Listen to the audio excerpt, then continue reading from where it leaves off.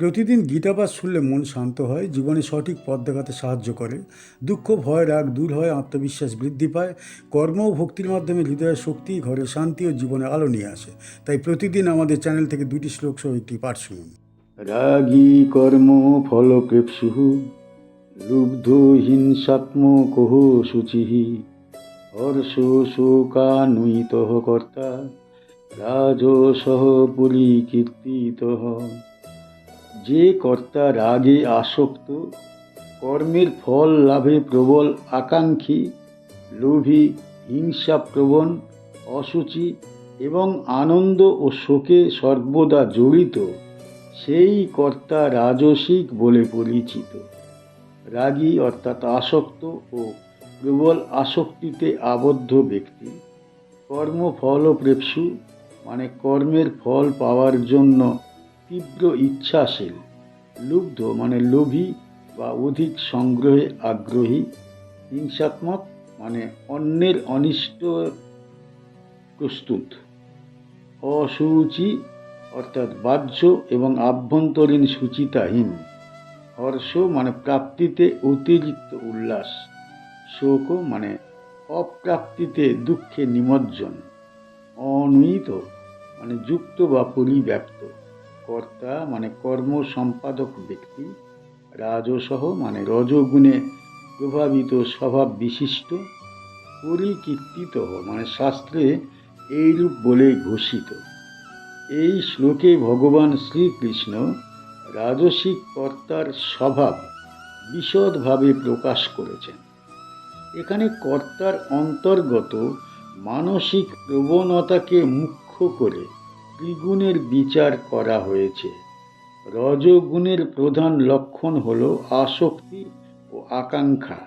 রাগী ব্যক্তি কর্মে নিযুক্ত হয় ঠিকই, কিন্তু তার অন্তরে ঈশ্বরার্পণ বা নিঃস্বার্থ ভাব থাকে না। সে ফল লাভের আশায় উদ্বেলিত থাকে। তার কর্ম যেন পূজারূপে নয়, বরং নিজের প্রতিপত্তি ও ভোগ বিলাস বৃদ্ধির উপায়। কর্মফল প্রেপ্সু ব্যক্তি কর্মকে সাধন বলে মনে করে না, ফলকেই সাধ্য জ্ঞান করে। ফলে কর্মের পবিত্রতা নষ্ট হয়। যজ্ঞ, দান বা তপস্যা এসবও যদি কেবল মান, যশ বা প্রতিদানের বাসনায় করা হয়, তবে তা রাজসিক হয়ে পড়ে। এই মনোভাব কর্মকে বন্ধনের কারণ করে তোলে, কারণ ফলের আকাঙ্ক্ষাই জন্ম মৃত্যুর চক্রে আবদ্ধ রাখে। লুব্ধ ও হিংসাত্মক স্বভাব রাজসিকতার আরেক দিক। লোভ মানুষের চিত্তকে অশান্ত করে। অধিক সংগ্রহের বাসনা অন্যের অধিকারে হস্তক্ষেপ করায়। সেখান থেকেই হিংসা জন্মায়। এই হিংসা কেবল শারীরিক আঘাত নয়, মন ও বাক্যের দ্বারা কষ্টদানের মধ্যেও প্রকাশ পায়। রাজসিক কর্তা নিজের স্বার্থ রক্ষায় অন্যের অনিষ্ট সাধনেও দ্বিধা বোধ করে না। অসুচিতা এখানে কেবল দেহের অপবিত্রতা নয়, চিত্তের কলুষতাও বোঝায়। যে ব্যক্তি ঈর্ষা, দ্বেষ ও অহংকারে পূর্ণ, তার অন্তর সূচি নয়। এই অসুচি মন কর্মকে পবিত্র রাখতে পারে না। হর্ষ ও শোকে অন্বিত থাকা রাজসিক কর্তার আরেক বৈশিষ্ট্য। সে ফল পেলে অতিরিক্ত আনন্দে আত্মভোলা হয়, না পেলে গভীর শোকে ভেঙে পড়ে। তার স্থিত প্রজ্ঞা নেই, তার মন সর্বদা দোলায়মান। এই ওঠা নামা তাকে অন্তঃশান্তি থেকে বঞ্চিত করে। রজগুণের প্রকৃতি চঞ্চল, তাই তার চিত্ত কখনো স্থির থাকে না। এইভাবে শ্লোকটি দেখায় যে কর্মের বাহ্য রূপ নয়, কর্তার অন্তর্ভঙ্গি গুণ নির্ধারণ করে। একই কর্ম একজন সাত্ত্বিক, আরেকজন রাজসিক, আবার অন্যজন তামসিক ভাবে করতে পারে। তার মূল পার্থক্য মানসিক প্রবণতায়। অষ্টাদশ অধ্যায়ে ভগবান শ্রীকৃষ্ণ ত্রিগুণভেদে জ্ঞান, কর্ম ও কর্তার প্রকৃতি ব্যাখ্যা করছেন। অর্জুনের সংশয় দূর করবার জন্যে তিনি বোঝাচ্ছেন যে কেবল কর্ম ত্যাগ করাই মুক্তির পথ নয়, বরং গুণত্রয়ের ঊর্ধ্বে উঠে কর্ম করা প্রয়োজন। এই শ্লোক সেই আলোচনার অংশ যেখানে রাজসিক কর্তার লক্ষণ নিরূপণ করা হয়েছে। এর আগে সাত্ত্বিক কর্তার বর্ণনা এসেছে, পরে তামসিক কর্তার আলোচনা হয়েছে। এই ধারাবাহিকতায় রাজসিক কর্তার অবস্থান মধ্যবর্তী, যেখানে চাঞ্চল্য ও আসক্তি প্রধান। আমরা এই শ্লোক থেকে কি শিখতে পারি? এই শ্লোক আমাদের আত্মপরীক্ষার আয়না। আমরা কর্ম করি, কিন্তু কেন করি? এই প্রশ্ন একান্ত দরকার। যদি দেখি কর্মের পেছনে কেবল ফল লাভের বাসনা, মান সম্মানের আকাঙ্ক্ষা বা প্রতিযোগিতার মনোভাব কাজ করছে, তাহলে বুঝতে হবে সেখানে রাজসিকতা প্রবল। তখন চিত্তশুদ্ধির সাধনা দরকার। এই শ্লোক আরও শিক্ষা দেয় যে কর্মে স্থিতি ও সমত্ব বজায় রাখা উচিত। প্রাপ্তিতে উল্লাসে ভেসে যাওয়া এবং অপ্রাপ্তিতে ভগ্নচিত্ত হওয়া আধ্যাত্মিক অগ্রগতির পথে অন্তরায়। গীতার আদর্শ হল সমত্ব বুদ্ধি। ঈশ্বরকে উদ্দেশ্য করে কর্ম করলে ফলের বন্ধন ক্ষীণ হয়। লোভ, হিংসা ত্যাগ করা অত্যন্ত প্রয়োজন। অন্যের কল্যাণ কামনা চিত্তকে সাত্ত্বিক করে। অন্তরের শুচিতা রক্ষা করা আধ্যাত্মিক সাধনার মূল ভিত্তি। অতএব এই শ্লোক আমাদের আহ্বান জানায় রজোগুণ অতিক্রম করে নিষ্কাম কর্মের পথে অগ্রসর হতে। ভগবানের শরণ নিয়ে কর্ম করলে মন শান্ত হয়, জীবন পরমার্থের দিকে ধাবিত হয়। এই উপলব্ধি গীতার সাধনা। অযুক্ত প্রকৃত স্তব্ধ শঠো নৈষ্কৃতিকো লসঃ বিষাদী দীর্ঘসূত্রী চ কর্তা তামস উচ্যতে। যে কর্তা অযুক্ত, প্রাকৃত স্বভাবযুক্ত, অহংকারে স্তব্ধ, শঠ, কপট, অলস, সর্বদা বিষণ্ণ এবং কর্মে দীর্ঘসূত্রী, সেই কর্তা তামসিক বলে অভিহিত। অযুক্ত মানে অস্থির চিত্ত ও সংযমহীন, প্রাকৃত মানে অশিক্ষিত স্বভাবের ও জড়বুদ্ধি সম্পন্ন, স্তব্ধ মানে অহংকারে অবিচল ও উদ্ধত, শঠঃ মানে কপট বা প্রতারণা প্রবণ, নৈষ্কৃতিক মানে নিষ্ঠুর ও অন্যের অনিষ্টে আনন্দ প্রাপ্ত, অলসঃ মানে কর্মবিমুখ ও জড়তাগ্রস্ত, বিষাদী মানে সর্বদা দুঃখ ভারাক্রান্ত, দীর্ঘসূত্রী মানে কর্মে বিলম্বকারী ও গড়িমসি প্রবণ। কর্তা অর্থাৎ কর্ম সম্পাদক ব্যক্তি তামস উচ্যতে মানে তমগুণে প্রভাবিত বলে শাস্ত্রে ঘোষিত।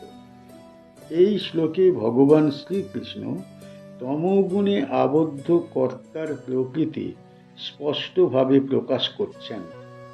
তমগুণের প্রধান লক্ষণ হল অজ্ঞান ও জড়তা। অযুক্ত ব্যক্তি চিত্ত সংযমহীন, তার মন লক্ষ্যহীনভাবে বিচরণ করে। সে কর্তব্য ও অকর্তব্য বিচার করতে পারে না। তার বুদ্ধি অহংকারে আবৃত, ফলে তার কর্ম প্রায়শই বিভ্রান্তিমূলক হয়। প্রাকৃত স্বভাব এখানে উচ্চতর ধর্মবোধের অভাব নির্দেশ করে। যে ব্যক্তি শাস্ত্রবিধি, নৈতিকতা ও আত্মশুদ্ধির সাধনা থেকে দূরে থাকে, তার চিত্ত জড় বৃত্তিতে নিমজ্জিত হয়। সে জীবনের পরমার্থ উপলব্ধি করতে পারে না। স্তব্ধতা ও অহংকার তামসিক কর্তার এক দুঃসহ লক্ষণ। সে নিজের অজ্ঞতাকে জ্ঞান বলে মনে করে, উপদেশ গ্রহণে অনিচ্ছুক থাকে। এই অহংকার তাকে পতনের দিকে নিয়ে যায়। সততা ও কপটতা তার আচরণে প্রকাশ পায়, বাহিরে এক রূপ, অন্তরে অন্য রূপ। এই দ্বৈত স্বভাব তাকে বিশ্বাসযোগ্যতা থেকে বঞ্চিত করে। নৈষ্কৃতিক স্বভাব নিষ্ঠুরতার ইঙ্গিত দেয়। অন্যের কষ্টে তার হৃদয় কাঁপে না, বরং কখনো অন্যের অনিষ্টে আনন্দ অনুভব করে। এই নিষ্ঠুরতা তমগুণের গভীর অন্ধকার। অলসতা তামসিকতার মূল ভিত্তি। কর্মে অনীহা, সাধনায় উদাসীনতা এবং কর্তব্যে বিলম্ব তার স্বভাব। দীর্ঘসূত্রিতা তার কর্মকে অসম্পূর্ণ রাখে। আজ যা করা উচিত তা কাল পর্যন্ত স্থগিত রাখে। এই প্রবণতা জীবনের উন্নতি রুদ্ধ করে। বিষাদগ্রস্ত মন তামসিক কর্তার আর এক বৈশিষ্ট্য। সে সর্বদাই হতাশ এবং অবসন্ন। তার চিত্তে আশা ও উদ্যমের দীপ প্রজ্বলিত হয় না। এই বিষাদ তাকে কর্মশক্তিহীন করে তোলে। তমগুণ চিত্তকে ভারাক্রান্ত করে, ফলে সে জীবনের আলোক দিশা দেখতে পায় না। এইভাবে শ্লোকটি দেখায় যে তামসিক কর্তা কেবল ফলাসক্ত নয়, বরং জড়তা ও অজ্ঞানতার গভীর আবরণে আবদ্ধ। তার কর্ম প্রায় অনর্থজনক এবং আত্ম উন্নতির বিরুদ্ধ। অষ্টাদশ অধ্যায়ে ভগবান শ্রীকৃষ্ণ ত্রিগুণভেদে জ্ঞান, কর্ম ও কর্তার স্বরূপ বিশ্লেষণ করছেন। অর্জুনের সংশয় দূর করবার জন্যে তিনি বুঝিয়ে দিচ্ছেন যে গুণত্রয়ের প্রভাব মানব জীবনে গভীর। সাত্ত্বিক, রাজসিক ও তামসিক এই তিন প্রকার কর্তার বর্ণনা দিয়ে তিনি দেখাচ্ছেন কেমন চিত্তবৃত্তি মুক্তির পথে সহায় এবং কোনটি বন্ধনের কারণ। এই শ্লোক সেই ধারাবাহিক আলোচনার অন্তর্গত যেখানে তামসিক কর্তার অধোগামী প্রবণতা প্রকাশিত হয়েছে। আমরা এই শ্লোক থেকে কি শিখতে পারি? এই শ্লোক আমাদের সতর্ক বার্তা দেয়। অলসতা, দীর্ঘসূত্রিতা ও বিষাদ জীবনের অগ্রগতির প্রধান বাধা। কর্তব্য কর্মে উদ্যম ও সুচিতা বজায় রাখা অত্যন্ত প্রয়োজন। অহংকার ও কপটতা ত্যাগ করা দরকার, কারণ এগুলি আত্মশুদ্ধির পরিপন্থী। এই শ্লোক শিক্ষা দেয় যে আত্মসংযম ও শাস্ত্রবিধি অনুসরণ জীবনে আলোক আনে। জড়তা অতিক্রম করে জ্ঞান ও সাধনায় প্রবৃত্ত হওয়া প্রয়োজন। অন্যের কল্যাণে সহানুভূতি ও দয়া ধারণ করলে তমগুণ ক্ষীণ হয়। অতএব এই উপদেশ আমাদের চিত্ত পরিবর্তনের আহ্বান। তমগুণের অন্ধকার দূর করে ভগবানের শরণ গ্রহণ করলে জীবনে প্রভাতের সূর্য উদিত হয়। কর্ম তখন বন্ধন নয়, বরং মুক্তির সোপান হয়ে ওঠে। এই উপলব্ধি গীতার সাধনার মূল মন্ত্র।